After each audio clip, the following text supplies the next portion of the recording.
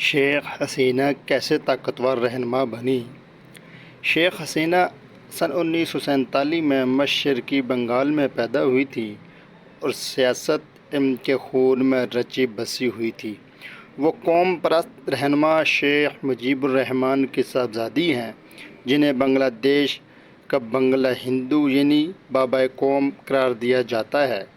इनकी क़ियादत में ही बांग्लादेश पाकिस्तान से अलहदा हुआ था और वो 1971 में मुल्क के पहले सदर बने थे। इस वक्त से ही शेख हसीना ने ख़ुद को ढाका यूनिवर्सिटी में एक स्टूडेंट रहनुमा के तौर पर मनवा लिया था। सन 1975 में फ़ौजी बगावत के नतीजे में शेख मुजीबुर रहमान और इनके ख़ानदान के मुतअद्दिद अरकान को कत्ल कर दिया गया था।